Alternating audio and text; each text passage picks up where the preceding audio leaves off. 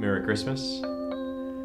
Today we read in the Gospel about Anna the prophetess who welcomes Mary into the temple to present the child Jesus as would have been prescribed by just Jewish law. I want to do a little bit of a movie review for a movie I actually haven't seen.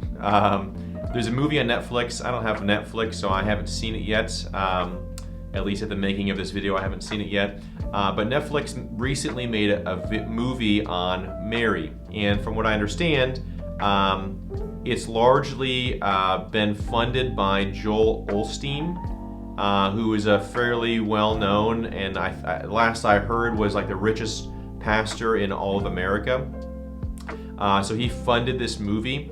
And he would be very much, a prosperity gospel, and as long as you believe, God will bless you abundantly, and that's why it's fine for him to be so rich of a pastor and, to have multiple homes and cars and jets and all those things, which I offer no judgment on him whatsoever for that.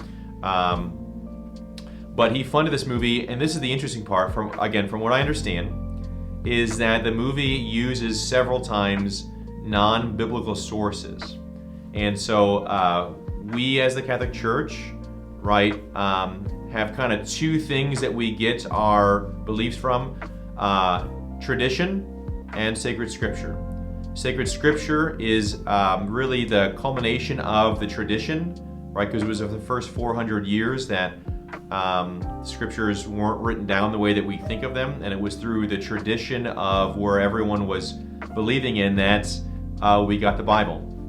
And so tradition and scripture go hand in hand for us as Catholics.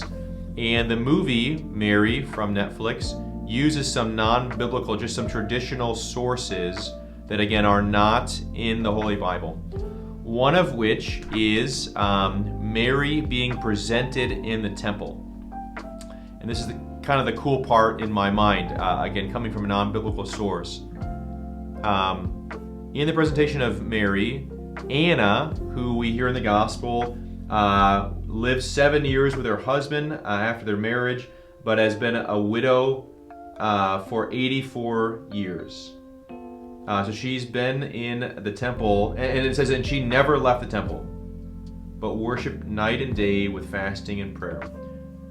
Mary, who is between 12 and 18 at this point, probably around 14, would have met Anna the prophetess when she was presented in the temple also. And there are some traditional beliefs that Mary was also given to the temple for a number of years to be raised and had given herself completely to God as his bride. And so, which was not an uncommon thing at that time. So Mary, who has presented herself to God, has vowed herself, and then we see her be so confused when the angel Gabriel says that she's going to be with child, but she's already given herself. She knows not a man like that. She's completely wed to God in that way, and Joseph, who was going to respect that in what we call now a Josephied marriage. Anna the prophetess seems to recognize Mary as she walks in and knows something very unique about this child of hers. Why? Why would she do that? Why would she know that?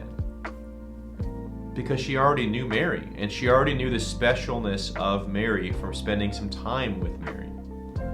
I think it was amazing. I haven't seen the movie. I've only heard about this, and I do hope to see it at some point.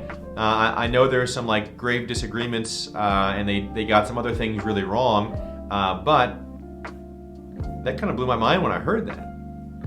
What a cool image to think of. Anna the prophetess already knew Mary, and so when Mary showed up with her child, after knowing that Mary had consecrated her whole life to God in sacred virginity, now shows up with her child, Anna the prophetess would know this is a unique child. We must give thanks and praise to God for it. Let's continue to give thanks and praise to God for this Christmas season. Right, we who know God are now with him being presented in the temple.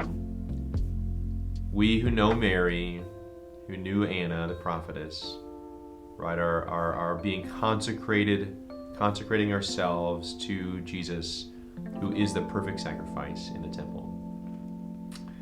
It's so awesome to be Catholic, and there's so many beautiful traditions that we hold and believe in. Merry Christmas, and God bless you.